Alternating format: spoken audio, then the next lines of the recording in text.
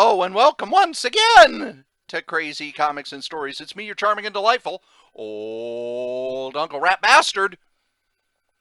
And dominating this podcast is Joe, Crazy Writer. Joe has a solo podcast dropping tomorrow. The long-threatened, long-rumored, long-planned... Okay, he just kind of threw it together last week. But still, he's been talking about it for... well, probably 2 years since I started my solo podcast. And in order to celebrate, I have decided that this week's FallCon episode, our third, there will be at least one more, maybe two. I told you we recorded a lot of audio.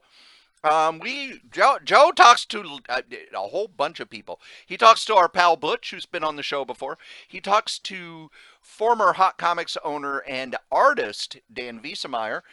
He talks to both Lisa and Mike, both of whom Mike used to work at his shop. Lisa is his lovely bride, and they work the convention. Lisa is also known as the prize lady. He interviews Pat Gruber, his former partner, his daughter Holly. He interviews a brony who walks by. I've got a whole bunch of little interviews of him just talking to people as they go by. I'm probably going to put those in next week. And we end with one of the three-headed beasts that runs the convention. Mike Edmondson is one of the three.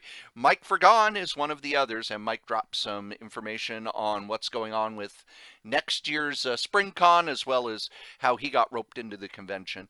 But really, it's all Joe this week. And tomorrow will be Joe's solo podcast. So you have been warned. Crazy Joe back, and I'm here with everybody's best friend, Butch. Yay! Yeah. Oh, I thought you were going to say now Big Mike. we've had you on the podcast before, but we've never really talked Hot Comics. What is your first memory of Hot Comics? My first memory of Hot Comics is my friend Brian Messick telling me I'm going to open a store called Hot Comics and Collectibles. Because he opened up, it was like the strip mall, he was like way in the back, a little tiny like office type place. Yeah, we called it a closet. I saw Dan here earlier. Have you talked to Dan? No, I haven't. I was hoping you'd stop by. I wish he was here because he could tell you the square footage. It was like 200 square feet. It was. Well, eventually, I think it was 100 maybe, because after they left, they moved into the 800 square foot shop. Yep. And then I took that over as a storage area. Notable for having a bathroom. Yeah. Having a back room. You know, and this is important stuff.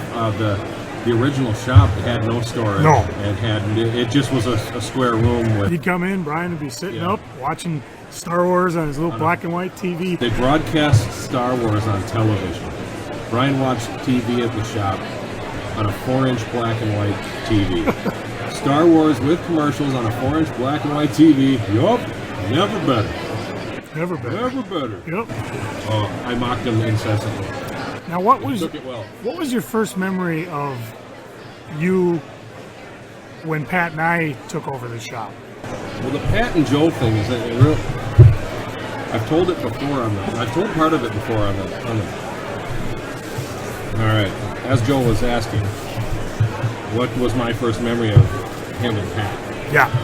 Because that's where his interests lie as far as Hot Comics. Yeah, really. I mean, we bought the damn store. What else do we need?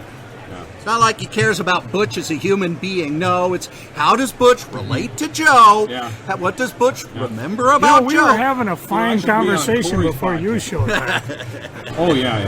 Yeah, Corey came along and ruined it with his compassion. Corey. I know. I'm such a goody two-shoes. It ruins everything. I'm voting for Lindy as far as the best dressed man in comic goes. But anyways, well, actually, what I'm thinking more in comparison, you know, Brian had Hot Comics, and then he sold it to us. I mean, how did you guys... What was your reaction to that?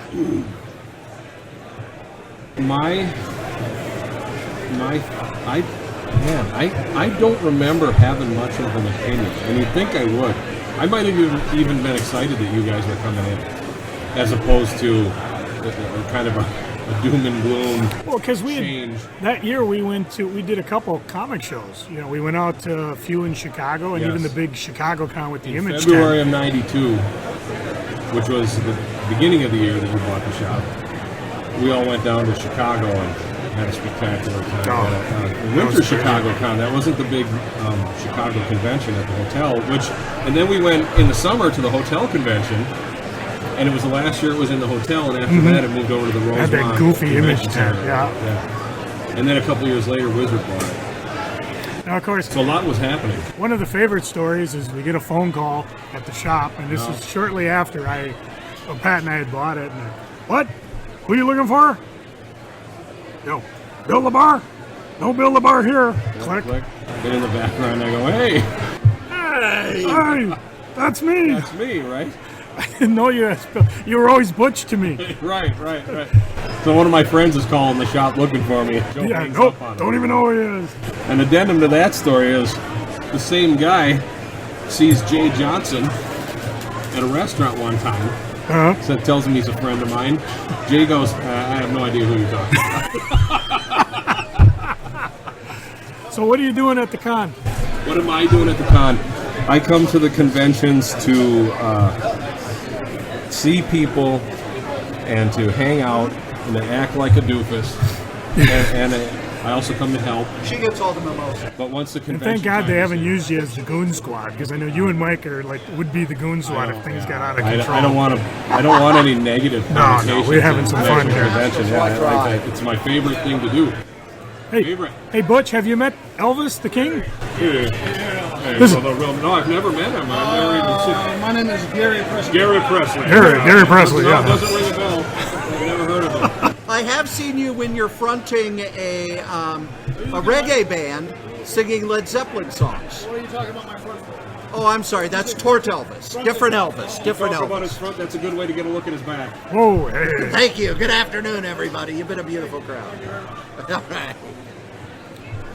In terms of new, Greg, how about Gary? are there is there anything at the con you're looking for? No, I don't spend money. I walk out empty-handed. I would go to Chicago back in the days and come home with no books. I didn't go to the dealers and find books. I'd go to the artist alley. And I'd clean up on mini comics.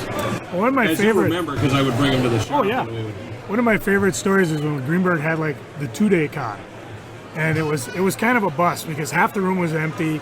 Stan Lee was there, Jim Lee was there, Joe Linsner before he was big, and we hung around Jim Lee. And of course we'd be asking, would you do a sketch? And Jim wasn't doing sketches. You got a sketch. I got a sketch. How did that happen? You know, I had forgotten that I got the sketch. Because it was a Wolverine. It was like a little Wolverine head sketch. Just a real Until quick. somebody, and I'm not even sure it was you, reminded me that as we were standing there talking to him, all of a sudden he reached over and grabbed my sketchbook and quick whipped one out. And so that's kind of a perseverance paying off. Although I don't want to be thought of as a guy who just persevered over trying to get a sketch of an artist. Are there any hot comic memories that? I mean, you listen to the podcast when you can.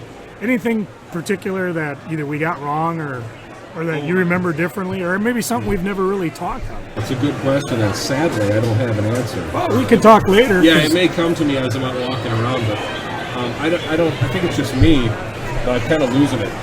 You know, I mean, where there used to be thousands of stories that were on command, on call. And that's something too with the podcast is, I feel like I've talked about everything I can, and I'm which is hoping to really- catch some customers. And hopefully they remember something I That's didn't. really why this is a heck of an opportunity to have somebody come in and tell you otherwise. Other than, I know you. Not that you guys get stories wrong, but stories just get changed and misremembered by people as time passes, and it's interesting to get another take. Outstanding. Well, thanks. I'll let you go wander the halls. Oh, gee. Yeah, Thanks. I'll bother you else time. I can take anything you're asking about, and we can address it at a later date. Oh when yeah, I come but up. you're everybody's best friend, and you still got to go talk to more people. I do have some talking to do. All right, I mean, thanks a the lot. box is collapsing here. I know. Look, it's just falling over. Poor Dave doesn't know what he's doing. All right, All he has to do is say, "Butch, stack these up." and he'll do it. I just like all Thanks, Butch. All right, folks, I'm very happy to have Dan Wiesemeyer, one of the original co-founders of Hot Comics, the shop that Pat and I bought later on. Dan, I was wondering if you could tell us what's like the secret origin of Hot Comic. What got you and Brian to decide to open up a comic store? No. Well, yeah, in the long run, yeah, but the secret origin of how it came to be. way back when, in the early days, Brian and I met when we were both working at Toys R Us. No, Children's Palace. Oh my God, Children's Palace, yeah. So we hit it off, became friends, talked about comics. Eventually moved both on to real jobs in downtown St. Paul after we graduated high school. We would still get together to go run down to John's old store, St. Paul Comic, yeah. Or Schindler's in Minneapolis and have lunch and talk about comics. And at the time, there was a publication coming out. The Comic Book Buyer's Guide was out, but also they started a new publication called The Toy Shop.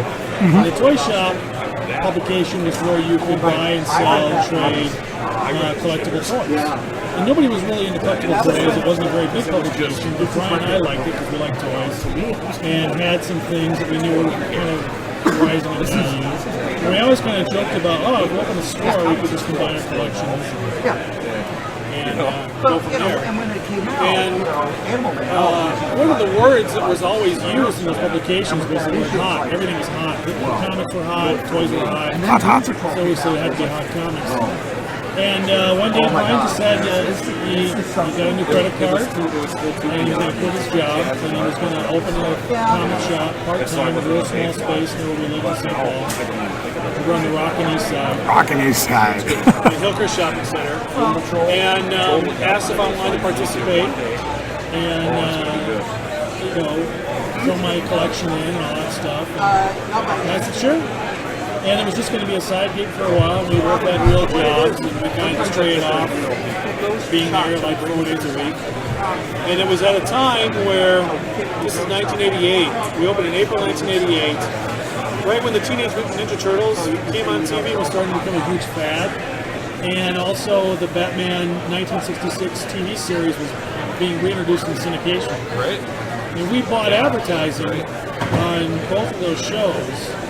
For the store and advertised primarily old toys. We weren't really when I met you, Go Girl, it wasn't like the momentum thing where you get yourself. And we filmed our own commercial, kind of made like a joke out of it. Showed Oh wait, old were you toys. referring to You Go Girl And from? the next thing we knew, we instantly had people coming to us to sell and buy. Go, Jim. It just kind of grew from there. You know, we'd meet people like you. Yeah, because I remember coming into the shop, because Gruber called me one day, goes, dude, there's a comic shop on the east side. Where? Hillcrest Shopping Center. I've been by dozens of times. Where? So one day he took me, and it was like back and behind the Instaprint store, and saw Brian, saw Transformers. I mean, that was awesome. Comic books. And I hadn't met you until you moved into the storefront, because you were the guy who made all these cool action figures. Oh, Dan did that. Never met you. He's sometimes here on Saturday, but never met you until the actual store. Now, what do you remember about like Pat and I buying this store? Is there anything between you guys, or was it like we wanted to go to a diner? So we went from the small 400-foot store to the bigger store, and then that's when we really started developing our client group with the weekly comics. You guys started coming in. I don't know. You must have just hit Brian at the right time about becoming a partner or buying or starting a shop of your own, but using our name. Yeah, because it was just. Butch and I were talking earlier, that year, we'd gone to like 2 cons. We went to Con in February in Chicago. We went to the Chicago Con with the infamous Image tent. And then it had to have been August. And I think Brian told me he was approached by the guys who had bought the Source. Right? They own the Source on Snelling. They bought Mortal Portal. They bought Bob's Original Shop that was on Lexington, which was just games, and they were looking to buy Brian's store. And that was probably when I made the comment, well, why don't you talk to Pat and I? Because Pat and I were talking for years about opening a shop. And I think just one thing led to another where we actually came to an agreement and we ended up buying the shop outright. Well, let's put some context into it in the time period. So this would have been about 92. It was, 92. So it was around the time of the death of Superman was where comics hit its stride. Yeah, because we opened up, that was the week we took the shop over, was the death of Superman. Right. So everything was on the upswing. We were doing really well. We had bought collections. Weekly comics were really taking off. We had, Death of Superman really brought in a new clientele and really was introducing comics to the generation in the 90s. And Brian was thinking about expanding. So by the time you were asking him about that, he was already thinking about another store. So it was just serendipity, two things coming together. And I think that he just decided, well, let's just sell this store to Joe and let's go over to Minneapolis. So then that's when we decided to do that deal and then go open over 50th in France. Was the next store. Nice area. And from there, then we just kept expanding and growing. Now, what are you doing now? Now I'm an illustrator for primarily Lego and Lego licensed products. So right now I'm going back home to work on a Lego Marvel Avengers video game that I'm doing illustrations for. It comes out in January. And then I have some kids books I'm doing in the spring for Ninjago themed books for Lego. And other licensed stuff and some comics for their magazines. Do you have a website at all or anything you want to promote? I'm on Twitter at DVeese, DVEESE. I'm on Tumblr at vsarts at vsarts.tumblr.com. And also on DeviantArt, you can find me under my name, Dan Viesemeyer. Are you here today at the show? Anything you're looking for specifically? I bought some Lego figures for some reference. And I bought some DVDs of some old Hanna-Barbera cartoons, art and print. And that's it. Outstanding. Well, thanks for your time, Dan. Hopefully we'll talk in the future. Ladies and gentlemen, Joe Crazy Rider, I am proud to have the gorgeous and lovely and talented prize lady, Lisa Edmondson, here. Tell us the secret origin. How did you get roped into doing prizes for the MCBA? Well, Joe, that's a weird question coming from you. It is, isn't it? I started 12 years ago, especially at the FallCon, and I was supposed to be signed with you at the prize table. Well, you decided to leave me, and I was in the corner all by myself. I must have gone to get gas. No, you were riding around with your wrestling belt, and you were taking pictures with your belt. It's good to have a good reason. Yeah, so, and then all of a sudden I got more and more people interested in the prize table, and Nick finally said, well, Lise, you're the prize lady.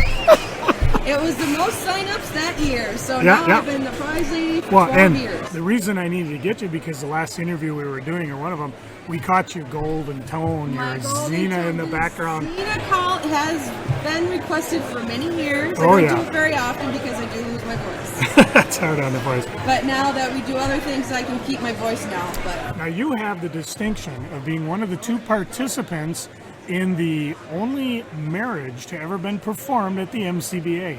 that is correct. How did that come about? Well, that's how I got my husband to marry me, actually. Really? All right, here we go.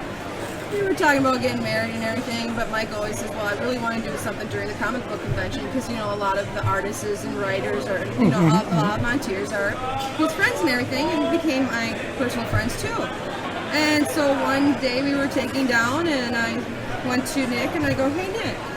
I says, in a year, because again, it was a FallCon, it was the 2-day. I said, Nick, how would you like to have a wedding at a comic book convention for the 20th anniversary? And Mike stood there with his mouth open. Mike didn't know. We were talking about it. So, and Nick goes, you're on. And that's how we got married at the comic book convention for the 20th anniversary. Did you get any grief from family or relatives? No, they all thought it was cool. It was pretty cool. It was all, you know, like non-formal. Everybody had fun. And the only backdraw was this. I didn't eat all day because I worked at the convention. I had to get myself ready. And then, like I said, I didn't eat anything. And all of a sudden you see this sweep of smell of steak during my whole wedding. And I was drooling from the mouth because I didn't eat until I got steak. Tell us about the flower person. Well, the thing is I had a few nieces and I didn't want any of them arguing, so I decided to have Terrence Reap, aka Spider Baby.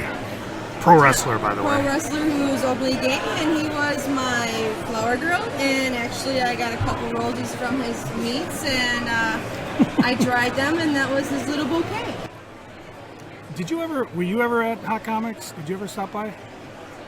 Or were we gone before? I wasn't around. Yeah, because I think the store was sold before then. Because, you know, Mike's been in every store I've ever occupied. He has an open deal with my wife that if I do open another comic store, for $1, he'll take care of it. Or me, really. So Just in case he shows up with a comic store, you know that happened. Okay. Now, do you buy comics? Is there anything you collect? I try to buy comics, but now with my job really close to home, I am not able to get there. But I am interested in comic books. I like meeting the artists and the writers, and it's fun about it is that everybody has their own special, unique, talented, and that's what's nice about this is you can see that. Where do you normally buy your comics?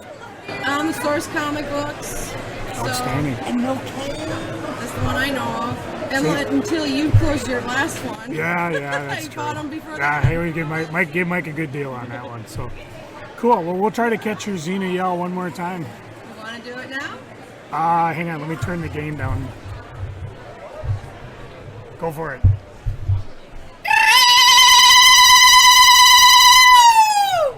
There. All right, Crazy Joe back, and I'm pleased as punch to talk about the man we've talked about for ages. He finally had a chance to sit down at the con. Ladies and gentlemen, Big Mike. Howdy, everybody. How's the con going? I think it's going pretty well from what I've seen. We're almost at the tail end. That's how busy Mike's been. I've been able to ask him to come over, but you keep running around. No problems, no concerns. Did you get a chance to buy anything? No. Oh, no. That's rare for you. I haven't bought a thing. Now, of course, the $100,000 question we always talk about when we're with Mike. How the hell did you get involved with hot comics? The first time I ever worked for you was something came up with Chris, and I was hanging out at the shop. You asked me to close for you. You gave me the keys. You gave me what you thought was the alarm code. Oh, no. Yes. The store closes. I set the alarm using your alarm code. The alarm goes off. The phone rings. I pick it up, it's the alarm company. And I explained to this lady on the phone exactly what happens. She starts laughing at me and says, I believe you because it's too stupid not to be true. I don't know if I can eat them. And of course, here always thinking, he'll be able to close the store, no problem. Did not give you the false alarm code. You did not. So they send the cops out too. In the meantime, she had remotely shut off the alarm and set it, and I locked the doors. And I'm sitting on the hood of my car, waiting for the cops to show up. To show you how good the cops were for you, it took 20 minutes. Mm-hmm. But when they showed up, one of them got out with the shotgun. And I come walking up and said, yeah, it was me that set off the alarm, and they asked me if I had the key. And I said, yeah, and I showed them, and they're like, oh, can you put it in the lock and turn it? I'm like, I'm not falling for this twice. Handed it to the cop. Can you do it? And he put it in the lock, turned it, the alarm That didn't open the off. door, yeah. Yeah. So we were fine, and that was the end of it. And then somehow I started working there more often. I think it was because you had to go get gas. Yeah, speaking of which, I don't want you to stay here and do podcasting all No, day. that was bad for you. You have the distinct honor of being one of the only people, along with your then fiance, now wife, to get married at a Comic-Con. Yes. How did that come about? Actually, my wife and Nick arranged everything. Ooh, connive. See, and we had her on earlier, so that pretty much, can you confirm the story? And I wanted all of my comic friends to be able to be there. Well, most of them live out of state. So the easiest way to get them there was to actually have a show just for the wedding. Oh, fun. And the only dumb thing we did was we both volunteered to work the day of the wedding. Oh, We're both volunteering and working, and then Lisa's like, oh, I have to go get the hair done. So she was almost late to the wedding. and it was after the retailer creator feed that they put on every year. It was before the Before it? Oh, okay. Everybody got stuck going to the wedding before they could eat.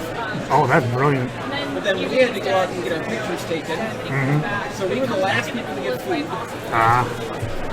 And then the only piece of cake we got was the little piece that we fed each other for the pictures. It was good cake. But No. we do have the honor of saying that Tina Dezaniga did all the serving of the cake. Really? Yes. Oh, that's great. Now, what kind of things do you collect? I mean, you didn't get a chance to look at a con, but Lately, the stuff I've been collecting is the original comic book. I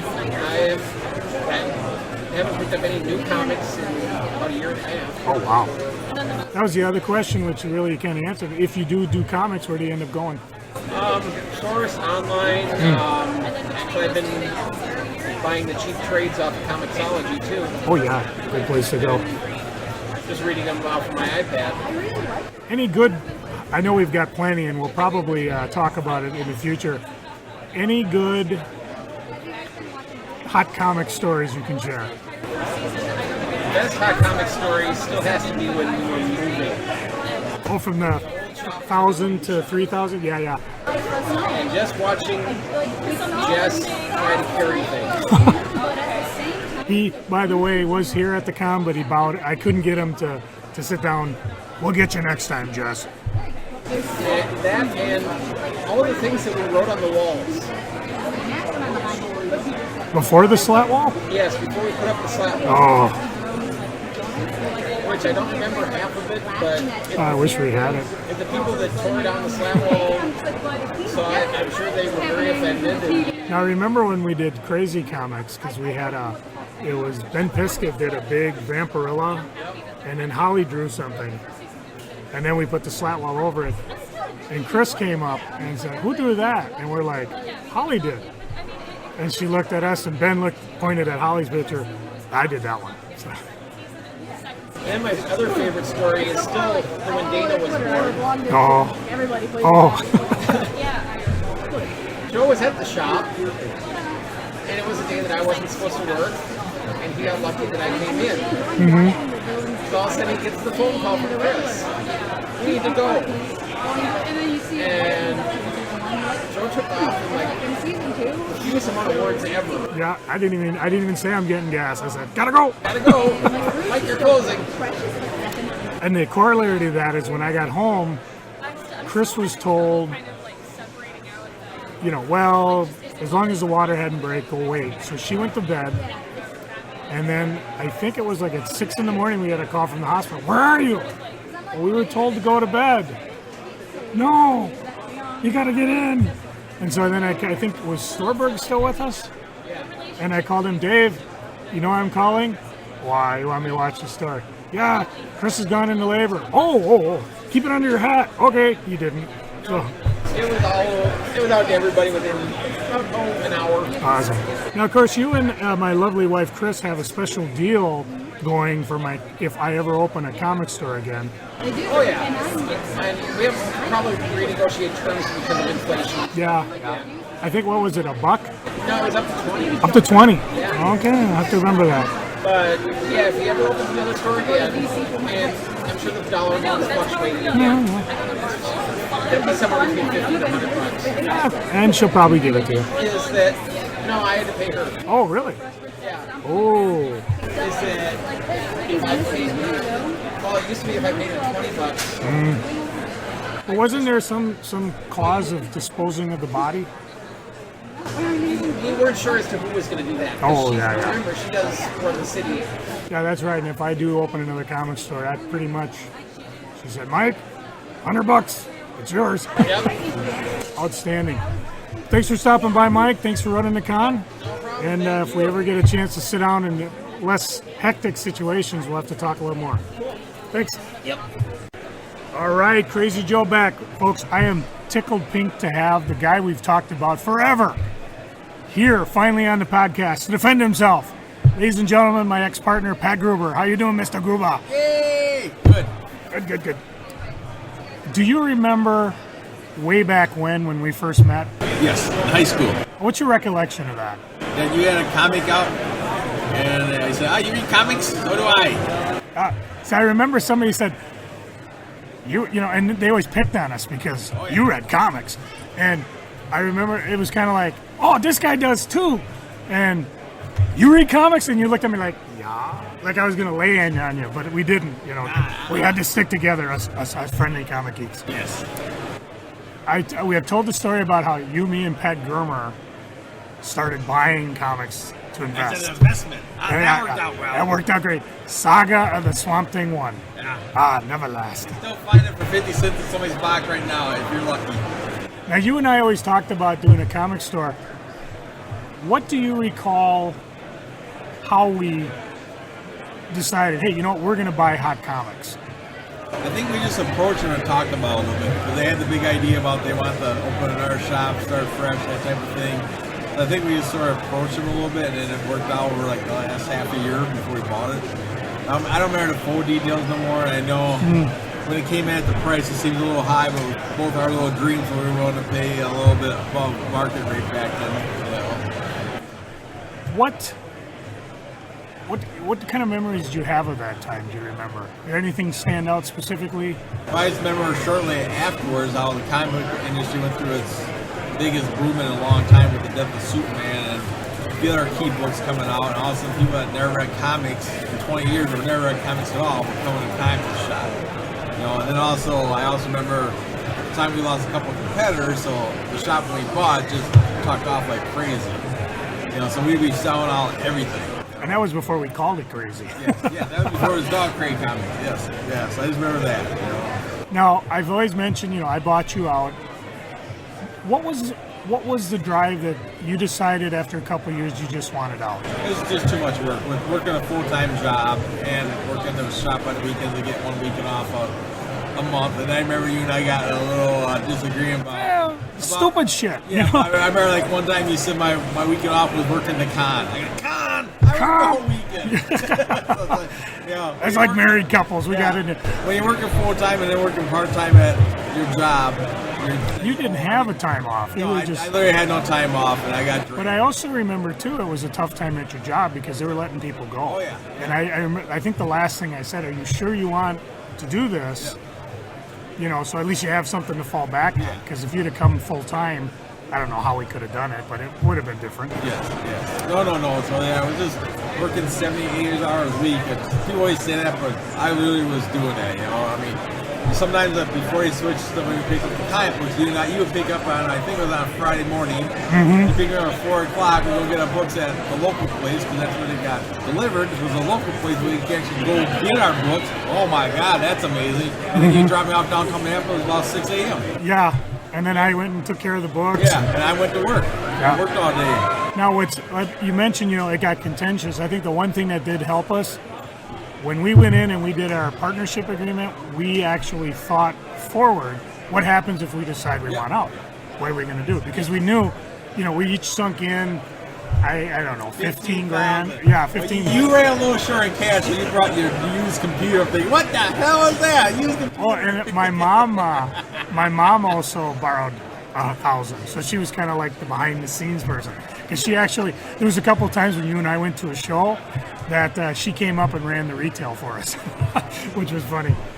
Yeah, we always had the League of Retail Substitute, or League of Substitute Retailers. Yeah. At the time, my brother helped out one time along with his fiance at the time, and I think Scrubs helped out. Chris came up a few times. Yep. So we were able to take care of it, to get broke. And then I kept it for, I don't know, till I sold it later. Well, I remember too, we originally, when it got to be too much for me, we originally approached the guys we bought from to buy it back. And that negotiation went south pretty fast. Oh, they lowballed us. They really, really lowballed. They offered us a lot less. We were insulted about that. Very insulted. And I think that's where we came up with the plan for me to pay you back with interest. Yes. And there was a couple of times I came up short, but part of the deal was you got X amount of comics free. So if I had to postpone a payment, you got an extra boat. Yeah. So the Marshall Plan took a little bit longer plan, but worked out. The Marshall Plan. Now you worked for a while. You worked at Uncle Sven's Comics. Yes. That's Nick bought Uncle Sven's Comics, and it brought it under the Source umbrella. Did you ever know why he did that? Why they bought the Uncle Sven's? Just because it was a local comic book shop, but there's not many of those left anymore, and it was by a college. So they thought it'd be a good opportunity to expand their market, but again, because they had the small town feel or small town business.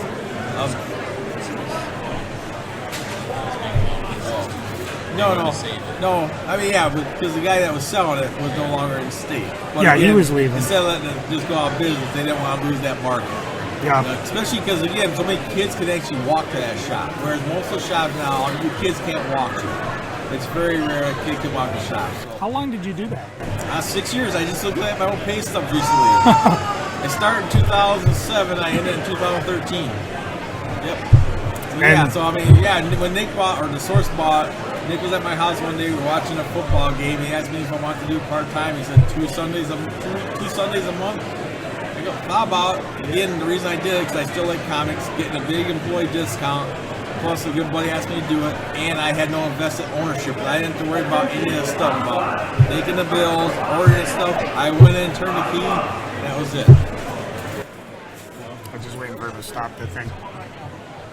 Now the question, what are you currently buying in comics? Hardly anything. Like I was telling Dan Jurgens, the guy who killed Superman, I asked him what he's working on, I don't mean this to be insulting, I look at previews, but there's two. I get the 2 Justice League books now that DC do, and I get an independent book called K-Woman that's about a really hot, attractive lady that's got semi-strength. Good assets. Well, it's actually enjoyable too. It's fun, and I get a couple other and dinosaurs. Dinosaurs. Killer dinosaurs. I mean, you gotta love that. And she also has a giant ape. He had me at hello. But anyways, that's about it. And I get some trades like I was telling people, like there's an omnibus coming out by John Byrne that has all the stuff I loved growing up in the 70s and 80s. Avengers, the Champions, I still got the individual stories. I want that. It's, I hardly buy anything new anymore. I mean, I'm a guy that used to spend $500 with my 40% off employee discount a month out the fence. Now, my average thing, unless there's a big omnibus come, my average bill's $30 a month, $40. Where do you buy your stuff now? Through Discount Comics, no order.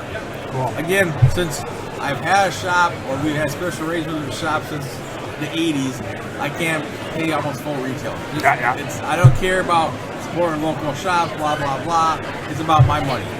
And again, Joe and I had an arrangement a long time ago with Comic Warrior, St. Paul Comic, where even back then, I think we always got at least a 20 or 25% discount. It was never just a 10%, so I couldn't go back. Just can't. Yeah. Well, Pat, thanks. I'm hoping in the future we'll sit down and have another podcast, you and me. Definitely. I would love to do this again. All right. Thanks, Pat. Thanks. All right, Crazy Joe's back. Time for hard questions with Holly. Holly, of course, being my lovely daughter. Holly, how was the con for you? It was actually really fun this year. I've been a volunteer for as long as I can really remember. And our main job is I have a couple of friends where we, every couple of hours, we'll take out a cart and fill it up with pop and cookies or chips or whatever they have on hand in the back room. And we go and pass it out to creators and artists. And it's really nice for them because a lot of artists don't have a chance. It's sometimes difficult to leave their table, or they're always talking to people and they're just really busy. So it's kind of nice. So the food comes to them. Now, I know you've hit me up a couple times for cash. What kind of things did you find to buy? I'm buying Prince, Prints. Oh, not like the music singer. No, or hoof prints. Yeah, no, not trying for that. Okay. Yep. There's also a lot of really neat crafts here this year, a lot more than normal. Some I've seen that are really cool, some that I would buy if I could, but most of them are kind of expensive since they're handmade. Did you see any comic-related stuff that kind of piqued your interest? I didn't get a chance to feel the comic books, how crazy everything was, but I definitely saw a couple graphic novels, which is really cool. I saw a version of Batman Hush that was it was no color, it was like the original sketches. Oh yeah? Yeah, that was really cool. But again, I didn't get a lot of time. When you're a volunteer, you're really busy making sure that the con's running smoothly, because all the workers here are volunteers and they're all putting their time and energy into things like this. Outstanding. Well, thanks for stopping by. All right, I'm talking here with Zach. Zach, I need to know directly from the horse's lips, what the hell is a brony? Oh, hey, so here's the deal, man. A brony is a person who enjoys My Little Pony, watches My Little Pony for any reason. There's a ton of different kinds of bronies. With me here, I actually have a couple of people. I believe at least one of them is a brony. My friend Richard here. Richard, why do you watch ponies, man? Let's just get some examples. First off, the stigma surrounding My Little Pony, and the fact that just because it was designed as a show for little girls doesn't mean that it's not a quality show. The animation is amazing. The voice acting is very well done. In the show, they cover serious topics that people are usually too afraid to talk about, like mental illness, drug addictions, racism, that kind of thing. That's right, man. I gotta tell you, the personal reason why I watch My Little Pony, the fight scenes, man. I watch for the fight scenes. The fight scenes are some Dragon Ball Z level crap. It's really, truly amazing, I gotta say. Any other questions about that? Well, see, I understand, because for me growing up, I was big on Transformers. We're not talking the goofy-ass movie that Bay's doing. We're talking like the hot, solid cartoons. Same reason. You had all these great characters. The toys were outstanding. And, when Optimus Prime came to fight, he didn't give a lot of expedition. He just sat down and blew you away. Now, I got to admit, I'm going to admit something to you guys that I don't admit to many people. You got to promise me not to tell Corey this, my podcaster, but I, too, am a closet brony. Just check what I picked up. Holy crap. Yeah, it's a My Little Pony. And check this. Read off the signatures there for people. Tabitha St. Germain. That's Rarity. That's Luna. Kathy Tesla. Ingrid Nilsson. Ingrid Nilsson, that's Maud Pie. Black Griffin. Holy cow. Yeah. Don't admit it, but I'm a closet brony. That's an amazing item, dude. I know like so many of those people. I gotta tell you, Maud Pie is my favorite character that has recently appeared. I think a lot of people can relate to her because she just gives zero craps, man. She's an amazing character. Outstanding. So did you see anything brony-wise or otherwise as you're walking around the con? Man, dude, yeah, I did. There's actually a guy over, I believe, right now, it's pointless to geographically describe it, but he's behind me and to my left, actually, somewhere. He was selling pony stuff. It was pretty funny. From the bottom to the top, he was selling pins. At the bottom, they started as ponies. In the middle, they kind of started going anthro. Yeah, Richard, they went anthro. And then at the top, they were like humanoid remotely, like some Powerpuff Girl looking stuff, or some Barbie. I don't know. It's pretty terrifying. Now, are you telling me this brony to human thing isn't cool, or is it just part of it? I totally respect the hell out of it. I don't know if I'm allowed to say that, but no, we don't care. It's just internet. We don't care. Hell yeah. To be honest, I think that's pretty neat, the whole art thing. There's so many brony artists that are amazing. If they want to draw them anthro, I think it looks pretty cool. I shouldn't give too many opinions on the matter. I think when they're humanoid, it's really awesome. But yeah, the guy he was also selling like unicorn horns and pony ears. Outstanding. I don't know about that stuff, but hey man, no hate, right? That's what ponies is all about. Did you see any non-pony stuff around that caught your eye today? Non-pony? Oh yeah, man. Godzilla, I look at everything Godzilla. Now you're talking. And then Jaybird, yeah, that's right, I'm name dropping. The artist Jaybird, yeah, he's an amazing guy. He draws some sort of grim art stuff. It's really amazing. I love that guy. Now the question's big, is there a pony that could take down Godzilla? Oh man, I don't know. I mean, we're talking the King of Monsters here, so it's got to be a pretty badass brony. Do you think Twilight could take him? No, I don't think Twilight. I think Twilight Godzilla wins. Crushed by Twilight Sparkle. Maybe Nightmare Moon, maybe. Nightmare Moon. No, when she's going raging. Yeah, there's a Princess Luna. When she goes evil, it's called Nightmare Moon. She's actually a main protagonist sort of character, but she has a bad side. That was how she entered the show. And I gotta say, she's pretty powerful, but I think that an Atomic Ray would say otherwise. Now, I read a little thing on the internet. It's called The Bridge. It's where Godzilla actually turns into a pony. Now, I read this mostly for joke purposes, but man, Luna and Godzilla fight on the show while he's in pony form, and he burns her to a crisp. So she messes him up too, but he's not even at his full power. So I think Godzilla man, there is nobody who can beat the king of the monsters. Outstanding. Thanks for stopping by. Have a good con, buddy. All right. Crazy Joe back. All right, I am here. I have cornered one of the busier men at the Comic-Con, future male model. You've heard it here first. Mike Fergon, one of the big three running the MCBA. How you doing, Mike? I am doing, it's crazy, but it's fun.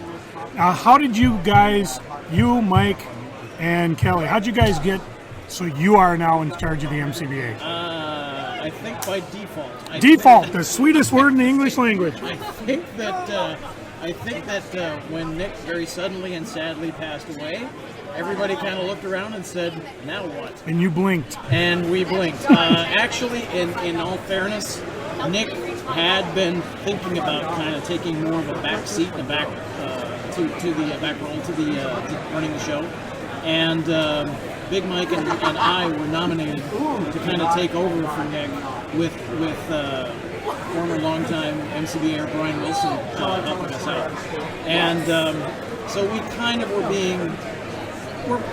were headed for that role anyway, and we brought in Kelly because. Well, quite honestly, because Kelly was kind of the squeaky wheel, and he said, I've got a lot of good ideas, and I want to do this, and we said, well, okay, fine, and it's worked really well. We all bring something different to the table, which I think is very advantageous. Now, do you read comic books? Absolutely. Where do you buy them usually? Usually by the store. Cool. Yep. Now, one of the big things you're big in comic book art.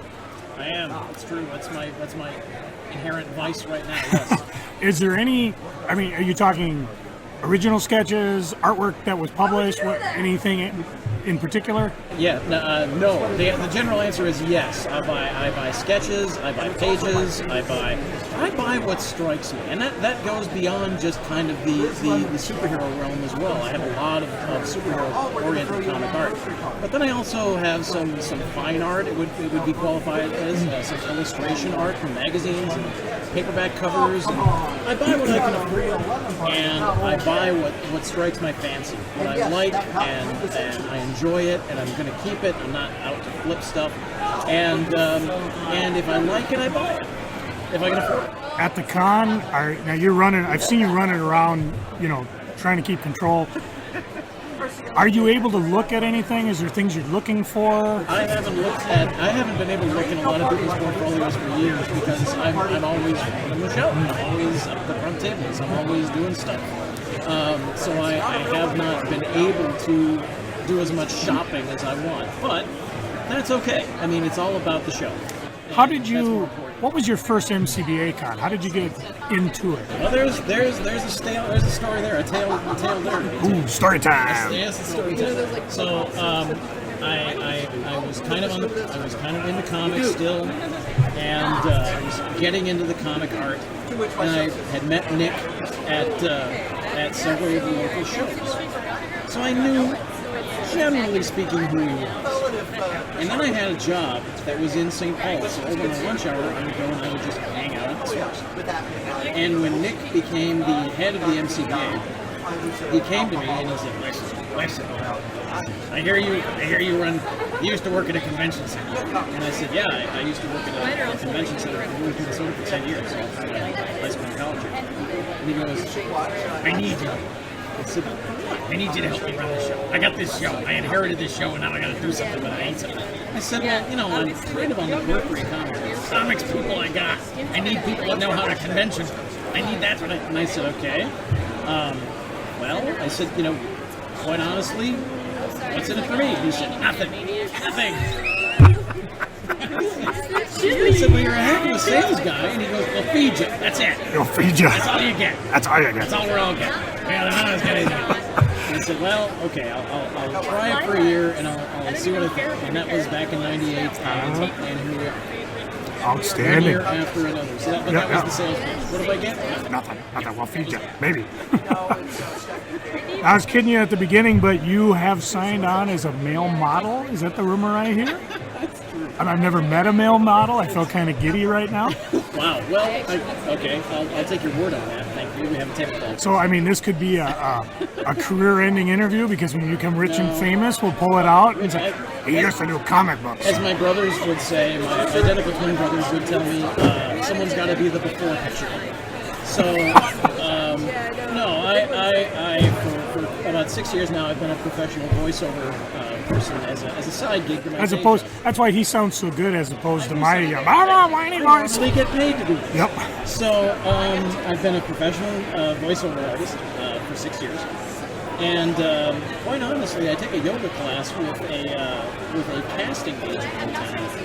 And she said, "Oh, you should be doing on-camera and print work as well." Meaning they take your picture and she finally wore me down, and I said, "Well, okay, I'll send you a headshot to this." And I talked over with my voiceover agent because I'm exclusive with them. And they said, "Well, we would be comfortable with this agency because they don't do a lot of voiceover work, so we don't want to put you in a compromising position." And as it turns out, apparently they have signed me on. I signed some paperwork, so I'm going to get some new headshots taken. And yeah, I'm going to be, as funny as it still strikes me, I'm currently going to be some kind of middle model. I have no idea how this will go. Now, of course, I've been handed this flyer. I can see the next podcast we'll have to start pimping the MSP ComicCon 2016, May 14th and 15th, 2016, at the Minnesota State Fair Grandstand. Any news you can give us about that coming up, or are we just trying to get through today? We're hustling to get some guests. I think people will be very pleasantly surprised with what we've got. I'll give you a sneak peek, and okay. This has yet to be confirmed. Okay. Okay. So this is still gelling together, but it seems like it could go. Potentially for the MSP ComicCon next year, we may have all in the same house: Paul Fricke, Len Straczynski, Scott Peterstead, and Brian Augustine for a 30th anniversary Troll Lords reunion. How would that be? You're not just trolling us for hits, are you? Just trolling. I bumped into Brian Augustine in Phoenix, and he had been in an accident a couple years ago. His rehab is going very well. He would like to be here. I just talked to Len. Len thinks that he can make it up, so we may have a 30th anniversary Troll Lords reunion if we can swing everybody in time. That could be fun. Yeah. And I see you're doing the advance tickets. How did that go this year? It went really well. We had roughly about 100 people do the advance tickets. They seem to be very happy to just hand us their paperwork and get their hand stamps and come on in. It's like I ran out earlier and I took a picture of the line, a huge line going down the block and people that were waiting to get in. And of course, the handful of people who were smart enough to do advance tickets. And of course, we hope that does, because it really does make things a lot easier. And it'll be, I see your advance tickets on sale January 1st, 2016, www.mcbacomiccons.com. All right. Well, thanks for stopping by, Mike. Appreciate it. Thanks, Joe. And there you go, kids. Another FallCon episode in the tank. For those of you who haven't listened to the FallCon episodes, we've done 2. There will be at least 1 more, probably 2, looking at the amount of audio. And believe it or not, kids, this show has sponsors. And here they are. This podcast, and all the other podcasts that we have on the Solitaire Rose Network, has sponsors. And our sponsors are, first, as always, our beloved DreamHost.com. DreamHost.com is the best web host in the whole known universe. You need a website. Come on, you know you need a website. If you're going to set up a store, if you're going to start writing, if you're going to start drawing, if you're going to start creating, if you're going to start selling, you need a website. So go to DreamHost.com, use the code Kray Z, and get $20 off your first year. We have a new sponsor. That sponsor is Flaviar, Flaviar. Just go to the Solitaire Rose podcast website at crazcomics.solitairerose.com, where we're inviting you to join. It's a discovery service for spirits aficionados. You gain access to fine spirits at members-only prices. And if you use our link, you get a $10 credit when you join. Finally, if you're listening to this podcast, you are a good-looking person. And as a good-looking person, you cannot trust your skin to just any old razor. That's why we invite you to shave with the amazing razors from Dollar Shave Club.